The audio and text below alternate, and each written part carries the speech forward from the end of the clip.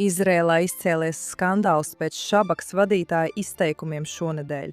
Draudi visiem Izraēlas valsts ierēģiem un Amerikas ideju ilgstošā ietekme uz Izraēlas politisko dzīvi.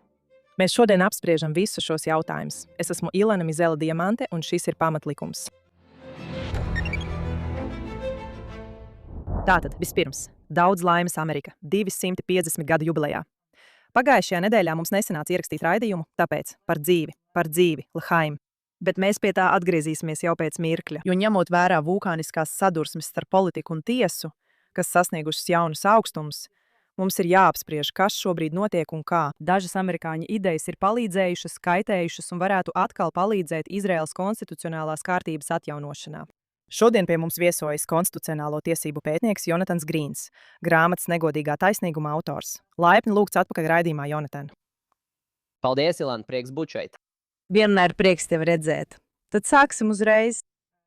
Šabakas vadītājs, Šabakas priekšnieks Deivids Zini otrdienas vakarā uzstājās ar runu Argamana institūta pasākumā, kas, protams, ir viens no mūsu saistītajiem projektiem konservatīvās līderības apmācībā. Un savā garajā pusstundu ilgajā runā viņš arī pateica kaut ko tādu, kas satricināja Izraēlas inteliģenci, presi. Un tas būtībā ir tas, ka viņa lojalitāte pienākas ievēlētajiem varas atzariem.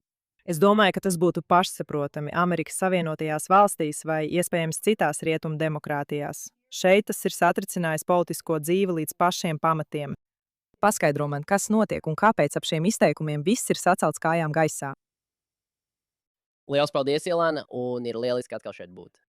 Esmu priecīgs, ka tu to pieminēji, un priecājos, ka mēs ar to sākam, jo šī situācija ar Dāvidu Zini, Šabakas vadītāju, ir lielisks piemērs tam, cik sagrozīta un traka ir kļuvusi Izraēlas sabiedriskā diskusija par šiem jautājumiem.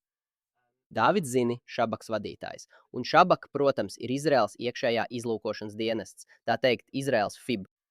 Viņš teica kaut ko pilnīgi pašsaprotamu, un tas ir pilnīgi pašsaprotami divos līmeņos, gan juridiskā, gan principu līmenī. Es pie tā atgriezīšos pēc brīža.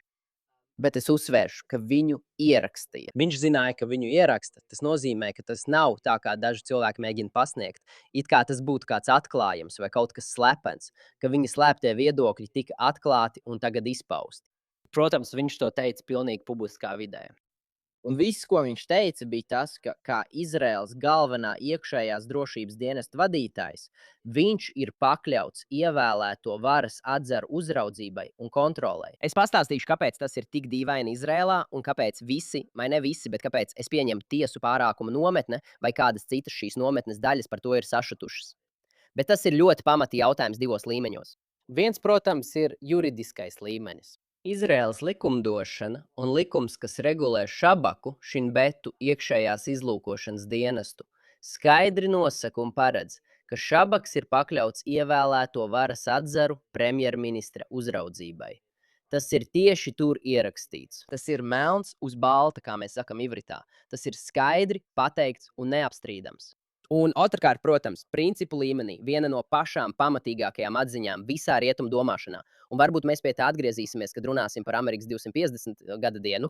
Viena no pašām pamatīgākajām atziņām visā rietumu demokrātiskajā domāšanā ir šāda. Tiesību sargājošās iestādes, īpaši policijas un izlūkošanas organizācijas, ne tikai izpildvara kopumā, bet tieši šīs iestādes ir jābūt stingrā civilās valdības ievēlētas civilās valdības uzraudzībā un kontrolē.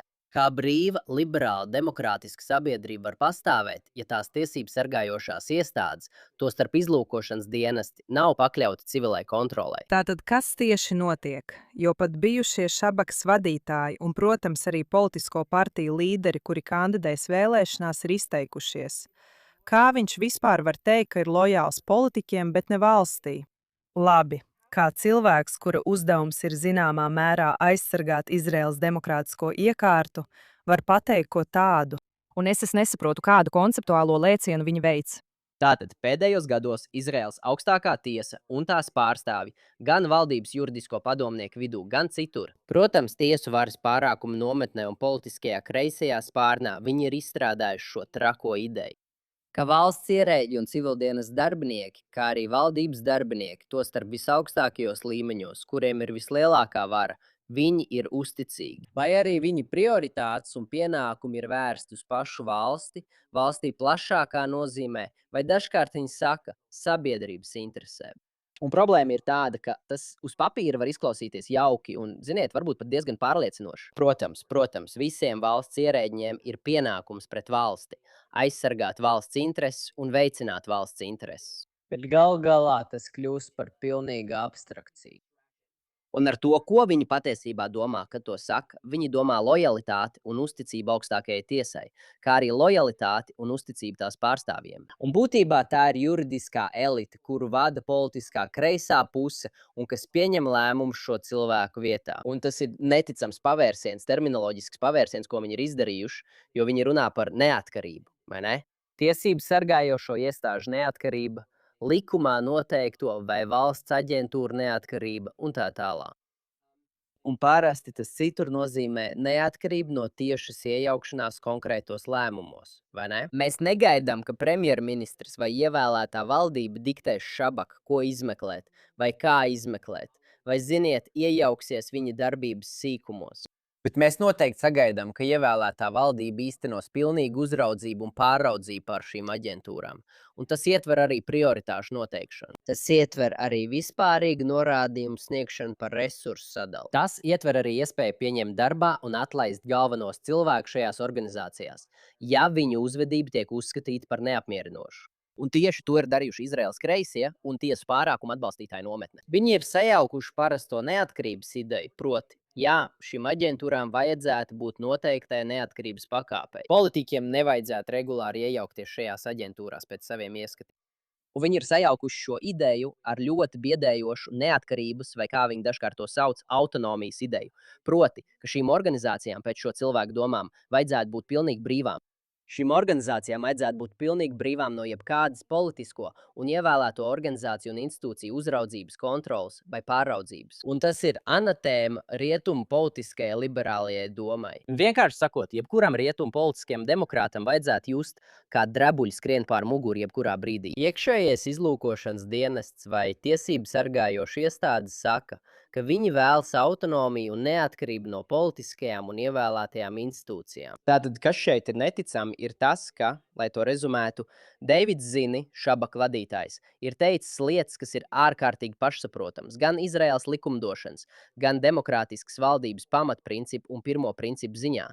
Un tomēr šī vētra vai arī reakcijas no daudziem Izraēlas juridiskās sistēmas pārstāvjiem politiskajā kreisajā spārnā, tas vienkārši atspoguļo, cik tālu šīs organizācijas un šie cilvēki ir novirzījušies no demokrātijas pamatprincipiem un cik vāja ir viņu jebkāda apņemšanās ievērot Izraēlas likumus.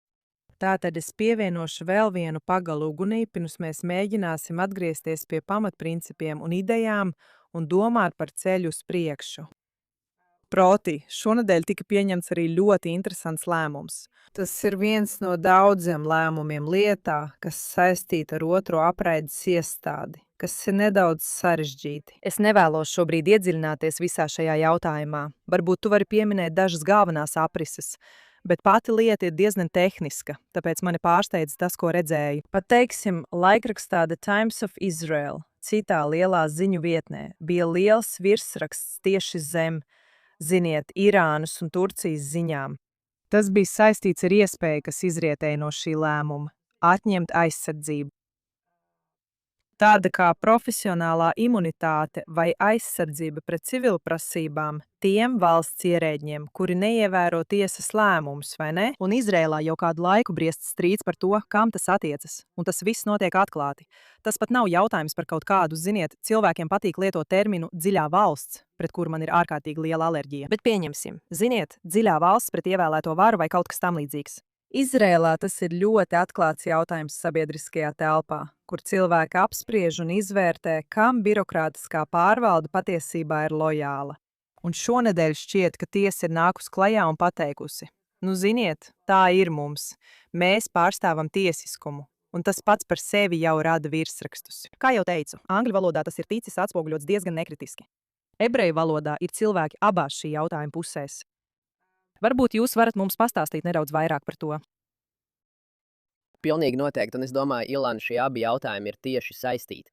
Jo viena no lietām, ko mēs esam redzējuši, vai viena no tādām tiesu varas pārākuma pamatā Izrēlā un augstākās tiesas pieaugumam Izrēlā, ir tautas vēlētu pārstāvi, īpaši labējā spārna, vai to, kur ir gatava apstrīdēt tiesu, iebiedēšanu un zastrašīšanu. Vai arī valdības amatpersonu iebiedēšanu un zastrašīšanu visā valsts pārvaldē un izpildvarā. Un mēs esam redzējuši, ka tas tiek darīts dažādos veidos. Viens no veidiem, kā mēs esam redzējuši, ka tas tiek darīts, ir izmantojot tiesību sargājošās iestādes un krimināla tiesību sistēmu. Un mums nav jāiedzīnās tajā, bet tas ir tieši saistīts ar to, ko Dēvids Zina teica, un ar viņu saistīto strīdu. Un tas nāk no diviem virzieniem, vai ne? Viens ir tas, ka mums ir bijuši iepriekšējie šabaks vadītāji. Tostarp negodā kritušais Doinens Bā, kurš bija šabaks vadītājs pirms 7. oktobra un tā laika. Bet mums ir šabaks vadītāji, kuri mērķēja, izmeklēja un iefiltrējās dažādos valdības ministru lokos, vai ne, tostarp ministra Bena Gvira un citu vidū. Tātad bija šāda veida centieni izmantot šabaku kā ieroci pret ievēlētiem amatpersonām un augsta līmeņa valdības amatpersonām. Un tajā pašā laikā šī ir tā paša jautājuma otra puse. Tikai pateicoties Deividam, zini? Bija milzīgā problēma ar militāro ģenerāla advokāti un viņa šausminošo rīcību saistībā ar video no Zdehteimana un tā tālāk. Un viņas, jūs zinat, ļoti skaidrām, korumpētām un nelikumīgām darbībām, iespējams nelikumīgām darbībām. Tas tika atklāts tikai pateicoties izlēmīgai rīcībai no šīs personas, no Deivida Zini, kurš nebija gatavs pakļauties tieslietu elitei. Labi, kā tas viss ir saistīts ar to, ko jūs tikko pieminējāt? Izraēlas augstākā tiesa nesen norādīja, vai ļoti, ļoti skaidri lika noprast, ka ja valdības amatpersonas nesāks, neievēros tiesas norādījumus, pat ja tie ir acīm redzami, nepārprotami nelikumīgi, vai ne? Tātad pat ja tiesa izdod acīm redzami, nepārprotami nelikumīgu rīkojumu, kas tieši ir pretrunā ar likumā noteikto, tiesa saka, hei, ja tu esi valdības amatpersona un tu to neizpildi, pat ja tev starp citu ir rīkojums, likumīgs rīkojums no tava priekšnieka, vai ne? Tev bija likumīgs rīkojums no tava priekšnieka saskaņā ar likumu. Ja tu to neizpildīsi, tu būsi pakļauts civiltiesiskai atbildībai. Dažādas puses varēs no tevis piedzīt zaudējumu atlīdzību. Un iemesls, kāpēc tas ir dīvaini daudzos līmeņos, ir šāds. Pirmkārt, nekas Izraēlas delikta likumā to nesaka, vai ne? Ir Izraēlas delikta ordinance. Tas ir galvenais normatīvais akts, kas regulē Izraēlas deliktus. Un šis Izraēlas delikta likums piešķir plašu imunitāti valsts ierēģiem un valdības darbiniekiem pret personīgo atbildību, vai ne? Valsts varētu būt atbildīga. Jūs joprojām varat iesūdzēt valsti par pretiesisku vai nolaidīgu valdības rīcību un tā tālāk. Bet parasti jūs nevarat iesūdzēt konkrēto personu vai ne personīgi par zaudējumiem, par atbildību par to, ko viņi izdarīja. Tie saka, hei, atmetot uz brīdi visu kriminālu tiesību pusi. Ja jūs nesāksiet ievērot to, ko mēs sakam, ka jums ir jādara, pat ja tas ir acīm redzam nelikumīgi, pret jums sāks celt delikta prasības. Un jūs būsiet personīgi atbildīgs, vai ne? Jūsu īpašums, jūsu brīvība, ziniet, visa jūsu iedzīve kā individam un kā ģimenei var tikt apdraudēta. Jo mēs ļausim cilvēkiem jūs iesūdzēt tiesā tikai par to, ka jūs izpildāt savu priekšnieku rīkojumus. Tikai par to, ka ievērojat likuma burtu un veicat likumīgas darbības. Tāpēc, manuprāt, šī ir potenciāli ļoti nopietna attīstība tiesas varas nostiprināšanā pār Izraēlas izpildvaru. Pareizi, un tikai lai uzsvērtu, jūs runājat par darbībām, kas ir acīm redzami likumīgas saskaņā ar likumu, nevis par tādām, kas, teiksim, ir acīm redzami nelikumīgas. Un kurām jūs tomēr piekristu? Vai arī īstenotu darbības, par kurām teorētiski jums vajadzētu būt pakļautam kāda veida sankcijām? Man pat jāteic, ka Izrēlā un lielākajā daļā jurisdikcija, pat ja darbība ir acīm redzami nelikumīga, bieži vien cilvēkiem joprojām ir civiltiesiskā atbildība vai imunitāte. Bet šis gadījums tāds nav. Tas nozīmē, ka mēs runājam par jautājumiem, kas ir pilnīgi atbilstoši, pilnīgi ietilpst likumā noteiktajās robežās. Un tomēr tiesa saka, ka jums ir jāliek mūsu pretiesiskie, nelikumīgie rīkojumi un dekrēti augstāk par skaidru, nepārprotamu likuma burtu. Un ja jūs to nedarīsiet, tad mēs jūs pakļausim civiltiesiskai atbildībai. Es pat izteiktos mazliet citādi. Es domāju, ka tiesa saka, jums ir jāievēro tas, ko mēs sakām, jo tas ir likums, nevis kaut kas cits. Tas man atgādina Tomas Klarens teikto. Tiesnesis Tomas Klarens Amerikā saka, ziniet, ja Ja? Ja mēs pilnībā pieturamies pie precedenta, tad mēs sakam, ka tiesu lēmumi ir augstāki par konstitūciju. Jo, ja tie ir nepareizi un mums joprojām pie tiem jāpieturās, tad mēs sakam, ka tie, ziniet, mums vienkārši ir, ziniet, tie ir augstāki par konstitūciju. Protams, tas ir tas, ko tiesa saka. Un tiesa to skaidri pasaka, un Ilona, tev ir pilnīgi taisnība. Un mēs tūlīt pāriesim pie ideju jautājuma, bet fakts, ka iespējams daudzas no šāda veida lietām varētu ietilpt konstitucionālajā jomā, nozīmētu, ka gandrīz jebkurš varētu iesūdzēt tiesā un uzreiz nonākt augstākajā tiesā, kas patiešām atstātu šos cilvēkus neaizsargātus. Tā ir milzīga, milzīga Damokla zobens, kas karājas viņiem virs galvas. Un kā jau iepriekš teicu, par to tiek ziņots tā, it kā tas būtu likuma varas aizstāvēšana. Un lai gan es vienmēr esmu gatava uzklausīt citus argumentus, un patiesībā fórums, kuru mēs ar tevi kopā dibinājām, ir tieši par to, lai dotu platformu visiem šiem argumentiem. Un tā arī darīsim. Man tas šķiet tik nepieredzēti, vai ne? Un es zinu, bez īpašas vārdu spēles, tas tiešām prasa runāt par to ļoti vienkārši un par to, ko tas varētu nozīmēt cilvēku dzīvēs. Kad mēs pirmo reizi domājām par šīs pārraides veidošanu šodien, mēs bijām plānojuši to sākt citādi, runājot par Amerikas 250. dzimšanas dienu. Urā, Amerikā! Mēs mīlam Ameriku. Mēs esam tik sajūsminātas, ka Amerika ir tur, izgaismo pasauli, kalpo kā spoža bāka, spoža gaisma uz kalna, spoža brīvības bāka visā pasaulē. Lepnas būt amerikānietis.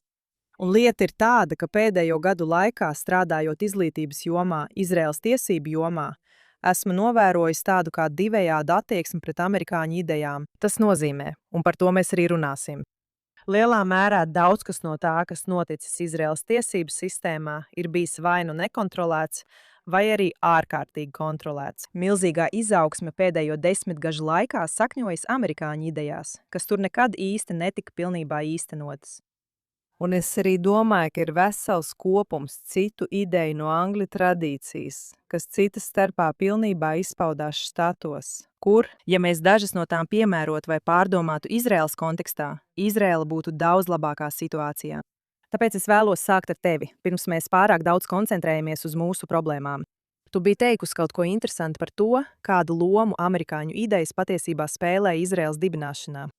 Un tas arī bija nedaudz pārsteidzoši, jo Izraēla, protams, pārņēma zināms Lielbritānijas valdības modeli un pilnīgi atšķirīgu pieeju attiecībām starp pilsoni un valsti, ekonomikā un citos jautājumos. Tad kāpēc gan mēs nesāktu ar to un pēc tam ātri pāriesim pie tā, kas notika sākot ar 80. gadiem un vēlāk? Protams, es domāju, ka tas ir lielisks pavērsiens šai sarunai. Viena no lietām, ko mēs redzam runājot par Izraēlas valsts dibināšanu, ir tāda, ka daudzos aspektos, tā izaug no Britu kopējo tiesību sistēmas. Un ir arī dažādi citi elementi, ko tā, protams, ir mantojis no Britiem un, godīgi sakot, arī no Osmaņu impērijas. Un vēl dažādu citu tiesību kultūru un valdības koncepciju sajaukums un tā tālāk. Bet, protams, vienlaikus ir daudz patiešām interesantu paralēļu starp Izraēlu un ASV. Daudzos aspektos. Un tās, manuprāt, vienmēr bija acīm redzamas un dabiski saprotams. Viena no tām ironiskā kārtā bija tieši pretošanās Britiem zināmā mērā, vai ne? Es domāju, jums ir maza valsts vai jauna valsts, kas veidojās no Britu koloniālās vai daļēji koloniālās varas, un, manuprāt, tur ir paralēls. Otrkārt, jums bija valsts, kuru daudzējādā ziņā izveidoja bēgļi bēgļiem. Protams, Izrēlā tā nebija vienkārši valsts bēgļiem vispār. Tā bija paredzēta ebreju bēgļiem vai ebrejiem visā pasaulē, bet, manuprāt, tur joprojām ir dažas ļoti līdzīgas iezīmes un paralēlas līnijas. Jums arī bija tāda kā pastarīšu mentalitāte, vai ne? Cīņa pret visām grūtībām. Jā, Izraēla necīnījās pret Angliju. Tā cīnījās pret 7 arābu armijām. Bet abos gadījumos jums bija tāda kā neregulāra, daudz vājāka militārā vienība, kas cīnījās pret pārspēku un tomēr izcīnīja uzvaru par savu neatkarību. Un es domāju, ka ir vēl daudzas citas vispārīgas līdzības, kuras mēs varam saskatīt.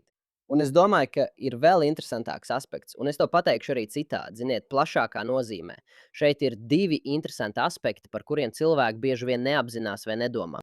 Viens no tiem ir tas, ka, protams, Izrēlē bija neatkarības deklarācija, kas nav pašsaprotami, un pati šī rīcība ir iedvesmota no Amerikas Savienotajām valstīm. Protams, Anglijai nekas tāds nekad nav bijis. Es domāju, pat šis kolektīvās tautas akts, paziņojot par savu vēlmi pēc neatkarības, deklarējot to un ar šo aktu klīhostot par neatkarīgu valsti. Tas, protams, ir dziļi amerikānisks un dziļi iedvesmots no Amerikas tradīcijām. Bet konkrētāk runājot, un tas ir kaut kas, ko cilvēki nezina, Izraēlas neatkarības deklarācijas pirmais melnraksts daudz aizguva no Amerikas neatkarības deklarācijas. Un par to ir veikts nozīmīgs pētījums. Ir lielisks raksts, ko sarakstījis Džorams Šahars, kā arī, manuprāt, nodaļa Nīla Ragačevska grāmatā. Par neatkarības deklarāciju, kur viņi apkopo šī procesa vēsturi un attīstību, kur pirmais cilvēks, kurš izstrādāja, tas bija vidēja līmeņa jaunākais jurists Izrēlā, Telavivā, kuram tika uzticēts izstrādāt pirmo neatkarības deklarācijas projektu, vai vismaz mēģināt izveidot pirmo versiju. Un pirmais, ko viņš izdara, ir atver ASV neatkarības deklarāciju un pārraksta dažādas tās daļas un sadaļas savā pirmajā projektā. Protams, šim projektam attīstoties un galu galā pārtopot par pašreizējo neatkarības deklarāciju, tas piedzīvoja daudzas izmaiņas. Šodien ir grūti identificēt šīs daļas, taču dažas no tām atbalsts var skaidri saskatīt. Un, lai nosauktu tikai dažas, es domāju, ka dažas no lielākajām ir tieši pati dabisko tiesību ideja. Ne tikai tautai, vai ne? Jūs zināt, neatņemams individu tiesības pret valdību, bet dabiskas tiesības tautai, vai ne? Mēs tauta ideja neatkarības deklarācijā par tautas tiesībām veidot savu valdību, atcelt valdību un tā tālāk. Tas ir kaut kas, kas atbalsojas Izraēlas neatkarības deklarācijā, kurā runāts par ebreju tautas dabiskajām tiesībām Izraēlas zemē un tā tālāk. Ir arī citi elementi, bet es domāju, ka tas ir tiešām interesanti, ka cilvēki par to nezina. Ir šie pamatprincipi, kas tiešā veidā tika pārņemti no Amerikas neatkarības deklarācijas uz Izraēlas neatkarības deklarāciju. Un es domāju, ka nav šaubu, un vēsturiskie pieraksti to apliecina, ka izrēlieši 1948. gadā saskatīja daudz līdzību. Viņi lielā mērā uzskatīja sevi zināmā mērā par šīs tradīcijas mantiniekiem. Valsts, kas pasludina savu neatkarību un kļūst par neatkarīgu valsti. Es domāju, ka viņas noteikti iedvesmoja ASV neatkarības deklarāciju. Kas, protams, arī pati bija iedvesmota. Benejots, kā mēs sakam ebreju valodā, cits starpā no ebreju idejām. Tā ir jauka vēsturiska simbioze. Labi, tātad tas ir nozīmīgi, dramatiski un interesanti, ja mēs to mēģinām saprast. Pat Izraēlas dibinātājiem, no kuriem daudziem bija zināma vai pat liela pieķeršanās toreizējai PSRS, Un kuriem tā arī bija. Proti, viņi bija juristi, parasti ar izglītību vai nu Britu sistēmā vai citās Eiropas kontinentālajās sistēmās. Viņi raudzījās uz Ameriku kā uz vērtību un taisnīgumu avotu, ko centās ieviest arī šeit, ebreju valstī. un tagad es vēlētos runāt par citām idejām, kas ir ienākušas Izraēlas intelektuālajā vidē, īpaši tiesību jomā, un Parunāt par to, kā tās daļai ir atbildīgas par to jucekli, kurā mēs šodien atrodamies. Tātad es jums uzticu šo uzdevumu. Lūdzu, turpiniet. Pilnīgi noteikti, protams. Šī ir liela tēma un ir daudz ko apspriest, bet mēs to apskatīsim virspusēji.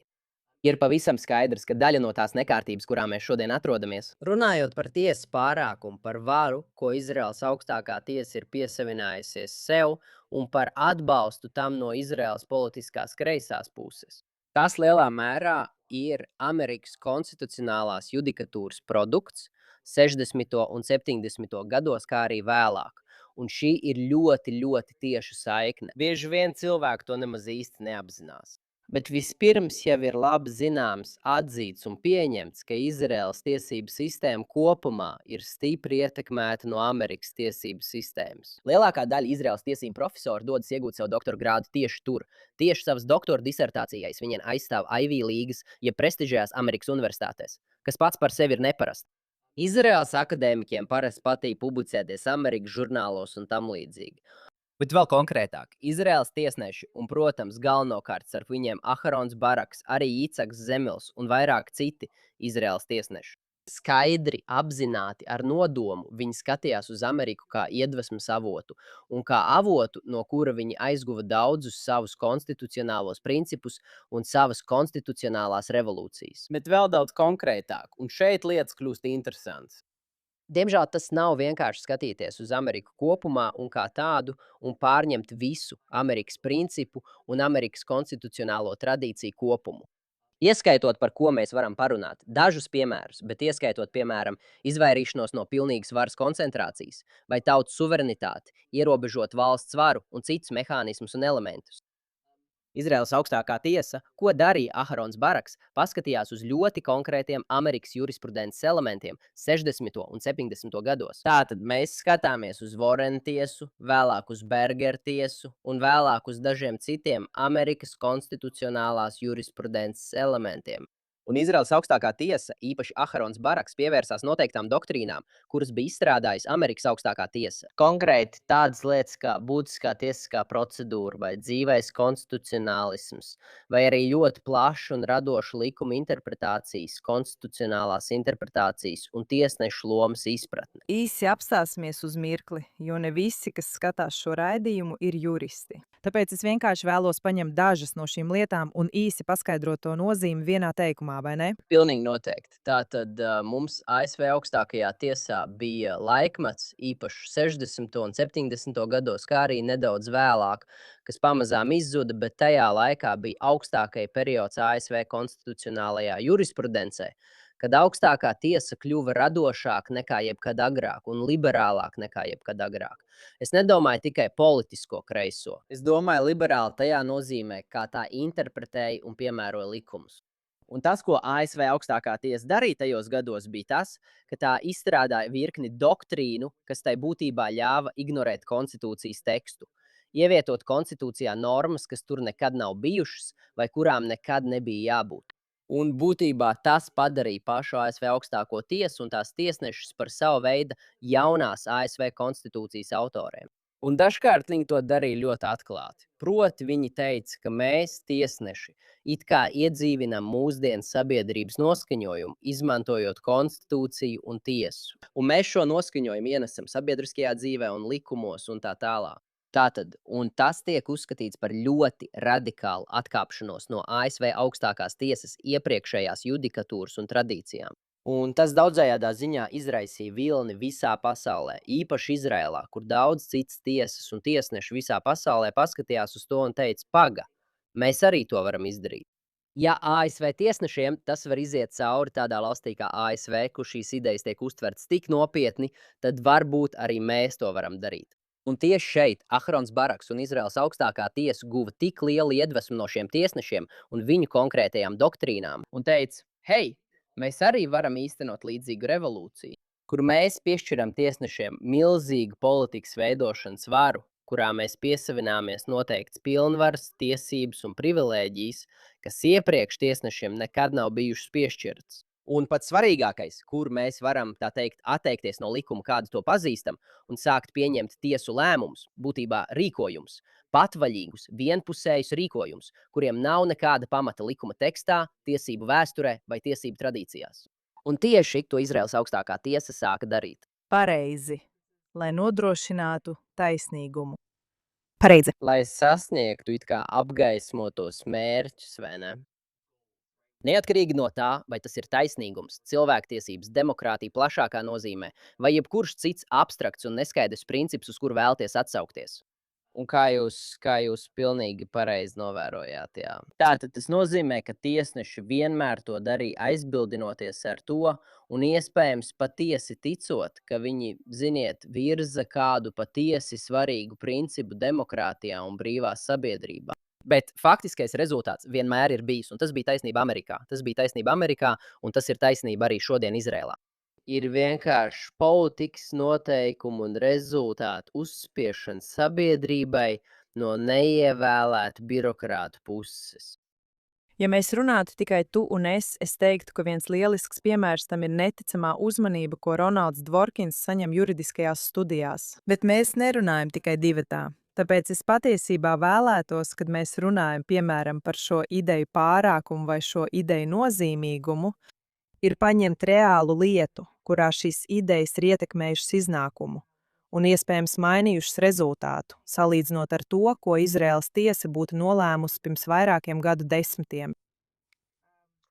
Ja tu izvēlies Harēdus, mēs visticamāk beigās strīdēsimies par rezultātu, bet tu vari izvēlēties jebkuru tēmu. Izvēle ir brīva.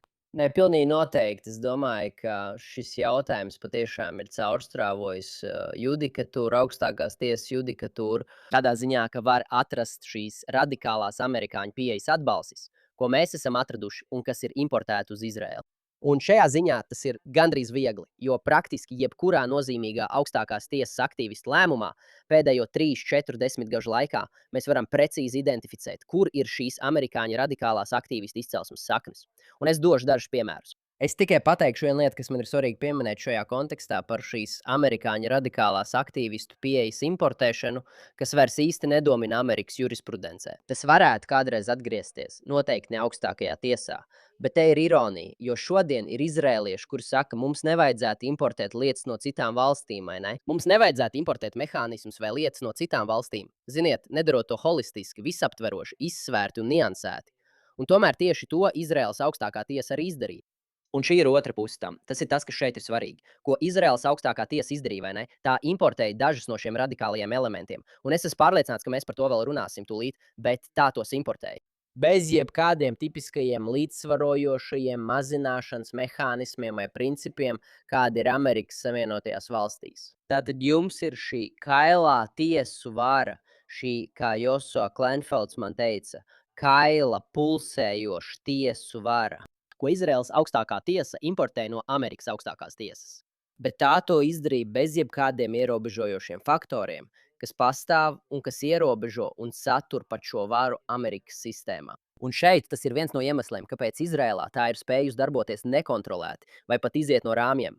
Mēs varētu pie tā atgriezties, bet parunāsim par dažiem piemēriem, jo jūs par tiem jautājāt. Jā, viens piemērs ir Haredi iesaukšana armijā. Ne tāpēc, un mēs, protams, varam ļoti plaši runāt par Haredi iesaukšanu un domstarpībām šajā jautājumā. Es personīgi ļoti atbalstu to, ka izrēlieši, atvainojiet, ka Haredi būtu jāiet dienēt Izraēlas armijā un kopumā jābūt pilnvērtīgiem dalībniekiem Izraēlas sabiedrībā. Un jautājums ir, kā mēs līdz tam nonākam. Bet kas ir skaidrs, vai kāda ir saikne, ko mēs šeit redzam starp augstākajām tiesām? Gatavība iesaistīties tik atklātā, strīdīgā, publiskā strīdā un B, ar tik niecīgu jebkāda veida juridisko pamatojumu. Un viens no piemēriem, kas, manuprāt, ir visatbilstošākie no ASV, ir Roe pret Veids un jautājums par tiesībām uz abortu, konstitucionālajām tiesībām uz abortu Amerikas Savienotajās valstīs. Un viena no lietām, ko tiesnesis Skalī teica 1992. gada lietā Planned Parenthood pret Keisiju, un šī ir vēl viena lieta par Roe pret Veids un tiesības uz abortu, kur augstākā tiesa it kā apstiprināja Roe pret Veidu vai apstiprināja tiesības uz abortu ASV. Tiesnesis Skalī savā atsevišķajās domās teica, viss, ko jūs darat, ir padarat šo jautājumu vēl strīdīgāku. Un jūs tikai padarat šo jautājumu vēl dziļāk iesakņojušos, vēl neatrisināmā. Tā vietā, lai ļautu sabiedrībai nonākt pie kompromisa, tā vietā, lai ļautu sabiedrībai pašai to izdiskutēt un pieņemt savus lēmumus, politiskā procesa ceļā, sabiedriskās debatēs, jūs uzspiežat šo risinājumu, šo iznākumu sabiedrībai, neļaujot tai iziet cauri šim procesam. Kas ir nepieciešams, lai to izdarītu? Un tādā veidā jūs padarat situāciju vēl sliktāku. Un daudzos aspektos tieši tas notika Izrēlā ar ultraortodoksālo atbrīvojumu no militārā dienesta. Tāpēc, ka tiesa šajā jautājumā ir iejaukusies patvaļīgi bez jebkāda juridiska pamata kopš 1988. gada, kopš slavenā Reslera sprieduma 1988. gadā, kad tika nolēmts, ka šis jautājums ir izskatāms tiesā. Un tas turpinās joprojām. Protams, man jāpiemina, ka par šo tēmu es plaši runāju savā grāmatā. Es vēl neesmu pietiekami daudz pieminējis savu grāmatu, bet negodīgā taisnīguma vara, tiesu pārākuma pieaugums Izrēlā, iegādājieties to Amazon. Bet es par šo tēmu ļoti plaši runāju savā grāmatā. Taču šeit ir situācija, kurā tiesa nepārtraukti iejaucas šajā jautājumā ar ultraortodoksu iesaukšanu armijā, kas ir viens no vispretrunīgākajiem un visvairāk apstrīdētajiem jautājumiem Izraēlas sabiedriskajā dzīvē. Bet vēl viena lieta, ko es gribu par to pateikt, tas nav tikai jautājums par to, ka šis ir sabiedrisks strīds, ko tiesa vēl vairāk sāsina. Tas ir arī likuma neievērošana, vai ne? Lietā Roe pret Veidu un Amerikas tiesībās uz abortu acīm redzami nav nekāda konstitucionāla juridiska pamata. Nekad nav bijis pamata apgalvot, ka pastāv konstitucionālas tiesības uz abortu. Jūs varat izteikt viedokli par to, vai tas ir labi vai slikti. Jūs varat izteikt viedokli par to sabiedriskās politikas līmenī, morālā līmenī, liberālā līmenī, un katram ir savs viedoklis. Un tie atšķiras, tas ir normāli. Bet arguments, ka ASV konstitūcija piešķir konstitucionālas tiesības uz abortu, vienmēr ir bijis ārkārtīgi vājš juridisks arguments. Mums tagad nav jāiedziļinās tajā. Tāpat arī Izrēlā ideja, ka valdībai bija juridisks pienākums iesaukt ultraortodoksālos vīriešus armijā, proti nepiešķirt šo atbrīvojumu, vienmēr ir bijusi absurda. Īsi sakot, es neiedziļināšos šajā jautājumā, bet tiesa būtībā saka, ka Izraēlas tā sauktajā konstitūcijā, kas patiesībā nav konstitūcija, par to mēs tagad nerunāsim, bet Izraēlas tā sauktajā konstitūcijā ir iekļauts tiesības uz vienlīdzību. Un tādēļ tiesības uz vienlīdzību liek valdībai nepiešķirt atbrīvojumu ultraortodoksālajiem vīriešiem. Tagad problēma ir tāda, ka, protams, likumos, kurus tiesa uzdod par Izraēlas konstitūciju, nav nekāda tiesība uz vienlīdzību. Tas nav minēts nekur, un tas nav nejauši. Tiesības uz vienlīdzību. 1992. gada pamatlikumā par cilvēka brīvību un cieņu tika apzināti izslēgts. Iepriekšējos likumprojektu variantos tās bija iekļautas, bet no šī likuma tās tika izņemtas kā būtisks kompromiss, kas ļāva šo likumu pieņemt. Un mēs varam turpināt. Par šo ir vēl daudz ko teikt. Tas ir tikai īsumā, bet saprotiet, cik absurds ir šāds juridisks arguments, ka tiesa saka, mēs atzīstam nenosauktas tiesības uz vienlīdzību, pat ja tās apzināti tika izņemtas no likuma. Un balstoties uz šīm nenosauktajām tiesībām uz vienlīdzību, kas apzināti tika izņemtas no likuma, mēs tagad atcelsim valdības ieceri atbrīvot ultraortodoksālos vīriešus no militārā dienesta. Tas ir viens piemērs, un es varētu minēt vēl dažus. Es tev teicu, ka, ja tu to izvēlēsies, mēs visticamāk mazliet pastrīdēsimies. Un, zini, es piekrītu visiem tiem apgalvojumiem, ko tu izteici par to, kā tiesa ir piegājuši šim jautājumam, kāds ir vai nav bijis pamats, uz kura tiesa balstījās, un kāda ir vai nav bijusi loģika, ko tā piemēroja. Mēs būtībā esam vienisprātis. Tas, kas man nepatīk, izmantojot šo kā piemēru, ir tas, ka tā ir viena no daudzajām lietām, kurās tiesa dara to, kas ir populāri, un tas arī tā šķiet. Es domāju, atkal tas pats. Es arī uzskatu, ka Haredi nevajadzētu iesaukt armijā. Labi, un kas sabiedrībā ir radusies nopietna nelīdzsvarotība, ko izraisīs nesamērīgs dažu sektoru dienests un nesamērīgs vai pilnīgs dienesta trūkums citiem. Labi, tātad būtībā tas, ko dara tiesa, ir iejaukšanās jomā, kur cilvēki vēlas redzēt pārmaiņas, kur viņi jau ilgi gaida, lai kaut kas notiktu. Es teiktu, varbūt pat gadu desmitiem, bet noteikti pēdējo vairāku gadu laikā. Es domāju, ka tu nekļūdies. Vienā brīdī, kad šķiet, ka politika nespēja atrisināt problēmu, īpaši tāpēc, ka jebkurai labējai koalīcijai pretstatā vienotības valdībai būtu jāstrādā kopā ar Harēdiem, un tāpēc, kad mēs izmantojam šo jautājumu, lai runātu par problēmu ar tiesu varas pieaugumu, kas nav saistīts ne ar likumu, ne ar konstitūciju, ne ar tautas mandātu, gala rezultātā notiek tas, kas notiek, gala rezultātā jums ir tas, kas jums ir. Patiesībā visticamāk šai konkrētajai rīcībai ir diezgan augsts sabiedrības apstiprinājuma līmenis, nesaprotot, kā tas no vienas puses grauj demokrātiju. Un no otras puses bieži vien ir tā, ka ziniet, būtībā labējie nāk klajā un saka, iemesls, kāpēc mēs neesam atrisinājuši šo problēmu demokrātiskā ceļā, ir tas, ka tiesa nepārtraukti iejaucas. Ja tiesa neiejauktos, protams, mēs šo jautājumu varētu atrisināt pareizajā veidā. Un pat valdības sākotnējos mēģinājumos, Knesetam pieņemot likumus, kuriem bija jāpalielina iesaukšana, viņi nekad to īsti neīstenoja būtiskā apjomā. Es pārēšu pie citiem piemēriem, bet es domāju, ka tu nekļūdies. Un es domāju, ka par to es varu pateikt tikai ļoti šaurā nozīmē. Acīm redzot, šī ir daudz plašāka saruna. Bet, manuprāt, tev ir taisnība tajā ziņā, ka tas ir tā. Viena no kritikām pret šāda veida tiesu iejaukšanos ir tā, ka tā dod politiķiem attaisnojumu un atbrīvo viņus no atbildības par viņu pašu nolaidību. Viņu pašu nespēja atrisināt nozīmīgas problēmas un piedāvāt risinājumus. Tas vienkārši dod politiķiem iespēju teikt, tas viss ir tiesas vaina. Vai arī, ja tiesa neiejauktos, mēs būtu izdarījuši daudz vairāk. Tā būtu bijis, tāpēc es domāju, ka tas ir viens no daudziem argumentiem pret šādu veidu tiesu iejaukšanos. Es nesaku, ka tas pilnībā atbrīvo politiķus no atbildības, bet tas dod politiķiem iespēju izlikties vai apgalvot, ka viņi ir atbrīvoti no atbildības par šiem jautājumiem. Otrkārt, ja es sašaurinu mūsu diskusiju tikai līdz izpratnei par paralēlēm ar ASV un to, kā Izraēla tik daudz aizguva, Izraēlas augstākā tiesa tik daudz aizguva no ASV, es teiktu, ka šis ir viens no tiem aspektiem, ko ASV darīja ļoti līdzīgi kā Izraēlas augstākā tiesa. Proti, mēs paužam patiesās sabiedrības noskaņas šajā jautājumā. Un mēs to darām tāpēc, ka politiskais process un politiskās institūcijas nespēja patiesi atspoguļot sabiedrības autentisko viedokli šajā jautājumā. cits starpā. Tagad mēs varētu ieslīgt garākā diskusijā par to, vai tam ir jēga, bet, manuprāt, tas vienmēr ir bijis viens no argumentiem, ko tiesas šajā kontekstā ir izmantojušas. Īpaši Amerikas tiesa, un ko Izraels tiesa ir no tās aizguvusi un ļoti aktīvi pieņēmusi. Un otrkārt, es domāju, ka tas gal galā ir ļoti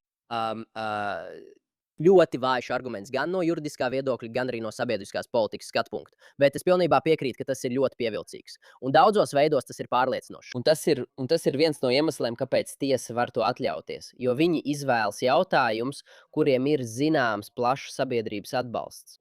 Bet ļaujiet man sniegt divus piemērus, kuri, manuprāt, labāk ilustrē mūsu izvirzīto domu. Viens ir Lāras Elkasimas gadījums, kur es teikšu tā, mūsu skatītāji varbūt zina, varbūt nezina, bet es to pateikšu ļoti īsi. Izrēlā bija likums, kas tika pieņemts salīdzinoši nesen tajā laikā. Un šis likums noteica, ka BDS aktīvisti, cilvēki, kur atbalsta boikotu, investīciju atsaukšanas un sankciju kustību pret Izrēlu, nesaņems ieceļošanas vīzas uz Izrēlu, kā turisti vai jebkādā citā statusā. Viņi vienkārši nesaņēma ieceļošanas vīzas uz Izrēlu. Viena šāda aktīviste, Lara Elkasima, mēģināja iekļūt Izrēlā, un lidostā viņai tika liekta ieceļošana. Tieši šī iemesla dēļ viņa bija skaidra, atklāta BDS aktīviste gan agrāk, gan visticamāk arī tagad. Un neiedziļinoties pārāk sīki detaļās, es par to runāju savā grāmatā Negodīgā taisnīguma vara, tiesu pārākuma pieaugums. Iegādājieties to Amazon vietnē. Jā, Iegādājieties to Amazon vietnē. Jūs zinat, kur tas ir. Lūk tā. Tātad Izraēlas augstākā tiesa gal galā, un, protams, Lāra Elkasema to apstrīdēja tiesā. Izraēlas augstākā tiesa piespieda valdību viņu ielaist. BDS aktīvisti, kurai acīm redzam nerūpēja Izraēlas intereses, kurai acīm redzam nebija nekādu juridisku tiesību. Tas nozīmē, ka šī nav Izraēlas pilsone nekādā ziņā. Šī ir persona, kurai nav nekāda likumīga tiesība iebraukt Izraēlā. Un Izraēlas augstākā tiesa izdarīja divas lietas, kas, manuprāt, ir nozīmīgas arī Amerikas diskusijai. Pirmkārt, viņa rupji iejaucās izpildvaras diskrecionārajās tiesībās. Proti, likums skaidri piešķīra iekšlietu ministram un ievēlētajai izpildvarai tiesības un brīvību pieņemt lēmumu šajā jautājumā. Un tieši viņiem saskaņā ar likumu ir jāizlemj, kad piešķirt izņēmumu vai kam atļaut šādu veidu vīzas. Un tiesa vienkārši pilnībā to ignorēja un nostādīja sevi Izraēlas izpildvaras vietā. Kaut ko līdzīgi ir darījusi arī ASV augstākā tiesa, tikai balstoties uz citām doktrīnām. Un otrkārt, likuma interpretācijas līmenī augstākā tiesa vienkārši interpretēja attiecīgo likumu tādā veidā, kas nebija saistīts ne ar tā tekstu, ne ar tā mērķi, ne ar tā jēgu. Tā vietā augstākā tiesa nolēma piešķirt šim likumam visdažādākās nozīmes un mērķus, kas tajā nav ietverti, nekad nav bijuši un kam tas nekad nav bijis paredzēts.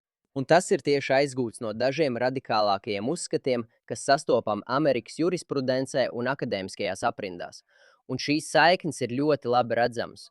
Un šis ir piemērs, kur Izraēlas sabiedrības viedoklis skaidri ir par to, lai BDS aktīvistus neielaist Izraēlā, vai ne? Un šajā ziņā, manuprāt, Izraēlas valdība ļoti uzticīgi rīkojās saskaņā ar to, kā Izraēlas sabiedrība parasti raugās uz šādām lietām. Un šādā veidā augstākā tiesa pieņēma lēmumus pilnīgi patvaļīgi, bez jebkāda juridiska pamata, kas vienkārši noteica politiku tikai tāpēc, ka tiesai šī politika patika vairāk. Un tas notika neskatoties uz acīm redzamu sabiedrības atbalstu valdības rīcībai. Tātad Laura Elkasima ir viens piemērs. Un es varētu minēt vēl vienu piemēru par ķilniekiem un ienaidnieku kaujiniekiem. Bet saki man, Ilana, vai tu vēlies, lai es uz brīdi apstājos? es domāju, ka mums vajag uz brīdi apstāties. Un mums arī drīz būs jāpāriet pie mūsu pēdējā jautājuma. Tātad, ja mēs to varam izdarīt apmēram minūtes laikā, lai gan es šaubos, ka mēs to varam, bet ja varam, tad es labprāt to dzirdētu. Un mēs izdarīsim ļoti īsti tieši par to, un ir tik daudz piemēru. Tāpēc jums vajadzētu izlasīt manu grāmatu. Ir tik daudz piemēru, bet ir viens likums, ko Knesets pieņēma, ļaujot valdībai rīki vai viens konkrēts rīks, lai tiktu galā ar ķilniekiem, kurus sagrābuši mūsu ienaidnieki, teroristiskās organizācijas vai kas nu tas būtu. Un šis rīks bija tāds, ka Izraēlas valdība varēja aizturēt nelikumīgus ienaidnieku kaujiniekus, vai ne? Mēs varējām aizturēt, sagūstīt un turēt cilvēkus no Hezbollah, no Hamas, no citām organizācijām, un mēs varējām viņus izmantot kā maiņas līdzekli. Mēs varam viņus izmantot kā daļu no mūsu centieniem atgūt ķilniekus. Un tas ir 2000. gadu vidū, vai ne? Fons bija Ronijs Arats un vēlāk, protams, Dilats Šalits un citi. Un Knesets to izdarīja. Es domāju, atkal, es neiedziļināšos detaļās, un Nesets to izdarīja vairāk augstākās tiesas sprieduma dēļ, kas jau ierobežoja valdības spējas to darīt, atkal tā teikt, patvaļīgi, bez īsta juridiska pamata. Bet tad, kad Knesets pieņēma šo likumu, kas ļāva valdībai turēt, aizturēt un sagūstīt šos ienaidnieku kaujiniekus kā mājas līdzekli, lai atgūtu ķīlniekus, Izraēlas augstākā tiesa izmantoja radošu likuma interpretāciju, lai būtībā iztukšotu šo likumu no jebkādas nozīmes. Un būtībā pilnībā ignorēt Knesets skaidro vēlmi dot valdībai instrumentus to darīt. Un tas mums ir tieši aktuāli. Un, protams, runājot par šodienu, kurš gan zina? Kurš zina, kas šodien būtu bijis citādi? Ja Izraēla būtu labāk aprīkota, lai kopumā tiktu galā ar ķīlniekiem, vai arī, ja ķīlnieku situācijas, pareizi ķīlnieku sagrābšana, būtu mazāk ienesīga un mazāk pievilcīga teroristu organizācijām. Pirms 7. oktobra, jo valdība varēja izmantot šo rīku, ko tai piešķīra Knesets. Tiesa to atcēla bez juridiska pamata. Nevis atcēla, atvainojos. Tiesa būtībā iztukšoja to no nozīmes bez juridiska pamata, padarīja šo likumu par tukšu burtu un atņēma valdībai šo rīku. Un tas, manuprāt, ir vēl viens piemērs, kas skaidri parāda gan to, kā šeit redzam saikne ar amerikāņu aktīvistu jurisprudenci iepriekšējos gados, gan arī to, cik ļoti tas ir pretrunā ar skaidru, intuitīvu sabiedrības noskaņojumu. Noslēgsim uz pozitīvākas nots. Mēs esam runājuši par to pozitīvo lomu, ko amerikāņu idejas un zinām līdzība ar amerikāņu stāstu patiesībā spēlē Izraēlas dibināšanā. Mēs esam runājušas par būtībā radikālām juridiskām filozofijām, kas ir radušās vai tiek ieviestas Amerikas jurisprudencē, un kuras tika pārnestas uz Izraēlu. Un tad, bez tāda veida strukturāliem ierobežojumiem, kādi pastāv Amerikas Savienotajās valstīs, tika radīta vēl spēcīgāka juridiskā superstruktūra. Ar tādu veidu lēmumiem, kādus jūs tikko pieminējāt.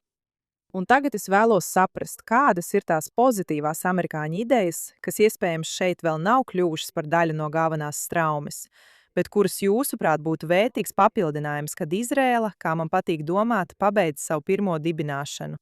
Kad mēs beidzot apsēdīsimies, un es ceru, beidzot sāksim diskusiju par to, kā nonākt pie vienprātībā balstīta risinājuma. Noteikumi, pēc kuriem mēs visi vēlamies turpmāk dzīvot. Vai tas būtu rakstītas konstitūcijas veidā vai kādā citā mehānismā? Kādas ir tās idejas, kurām šeit jābūt, bet kuras pašlaik šeit nav?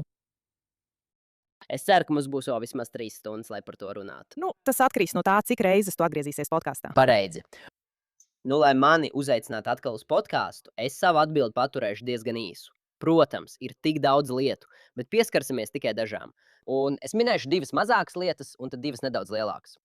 Protams, Amerika no neatkarības deklarācijas un konstitūcijas laikiem līdz mūsdienām patiešām ir labas pārvaldības, likumības, izcils un fenomenāls valsts iekārtas, brīvības un demokrātijas bastions. Un ir milzīga lieta, ko visām valstīm ir jāiemācās no Amerikas Savienotajām valstīm. Un mums visiem būtu jāsvin Amerikas 250 gadi un iedvesma, ko tā ir devusi pasaulei un brīvībai visur. Tātad konkrētāk runājot, ir 2 lietas, ko es saku ne gluži ar ironiju, bet 2 lietas, kuras es vēlētos, lai Izraēla pārņemtu no Amerikas tiesību sistēmas, no Amerikas konstitucionālajām tradīcijām.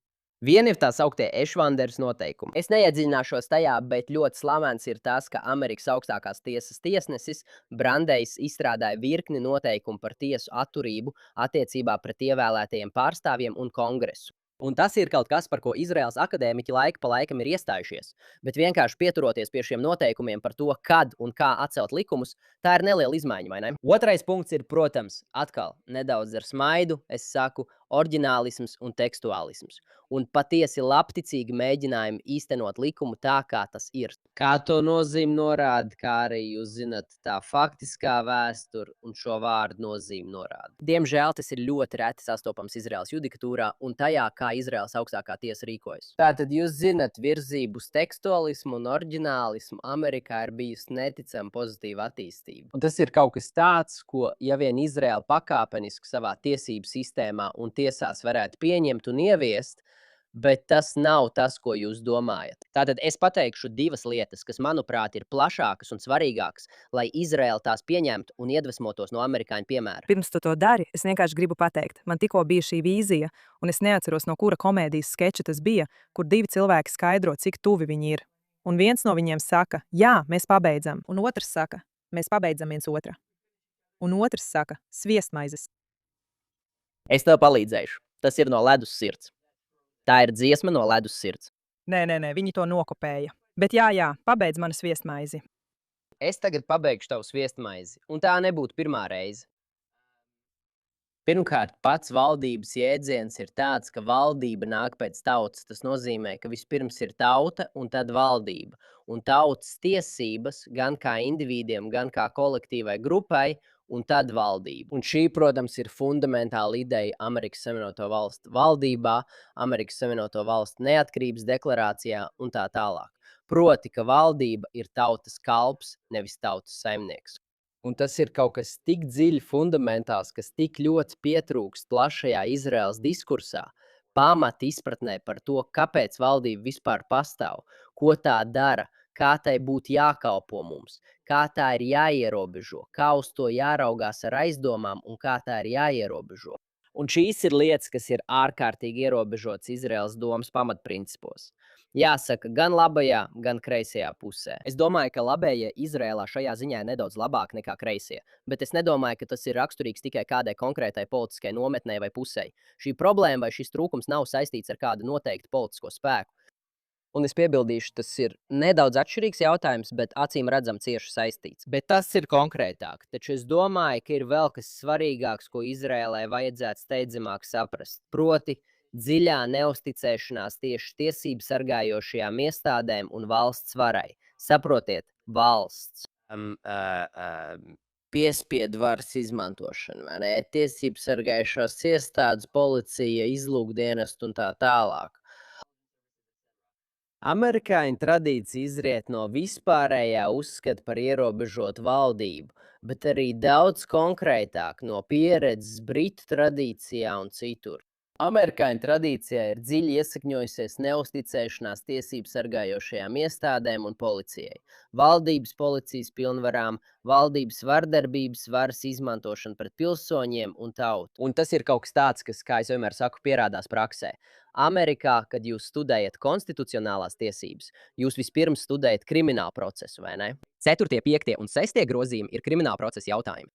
Un otrādi, ja jūs Amerikā studējat kriminālu procesu, pirmais, ko jūs patiesībā darat, ir konstitucionālo tiesību studēšana. Izrēlā tā nav.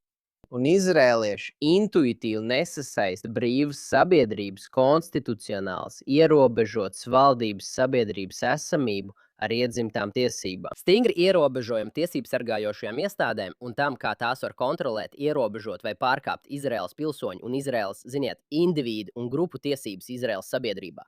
Tātad, lai būtu konkrētāks, es domāju, ka Izraēlai ļoti nāktu par labu labāka izpratne par amerikāņu skatījumu uz individuālajām brīvībām un to, cik svarīga ir piesardzība vai uzraudzība un kontrole pār tiesību sargājošajām iestādēm. Es domāju, ka tās ir dažas no svarīgākajām lietām, ko Izraēlai šodien vajadzētu mācīties no Amerikas. Un es vienkārši piebildīšu, ka jūs teicāt dibinātāji vai Izraēlas dibināšanas pabeigšana. Savā grāmatā es rakstu, ka Izraēlā 1948. gadā bija tikai dibinātāji, bet nebija valsts iekārtas veidotāji. Protams, jo mums bija šī izcilā cilvēku grupa, kas bija dibinājuši šo valsti, bet ļoti maz cilvēku, kuriem bija zināšanas par valsts pārvaldību un iespēja faktiski izveidot sistēmu tā, kā to izdarīja amerikāņi. Un tāpēc es piekrītu jums, ka tagad ir pienācis laiks valsts iekārtas veidotājiem. Tagad ir laiks, lai veidotāji nāktu, un jā, nedaudz novēloti, bet tagad ir laiks, lai veidotāji nāktu un izveidotu pilnīgāku savienību, vai ne? Un labāku pārvaldes sistēmu, kas kalpot Izrēlai. Un viņiem noteikti vajadzētu raudzīties uz Ameriku, gan tās veidošanās brīdī, gan tās konstitūcijas tapšanas brīdī.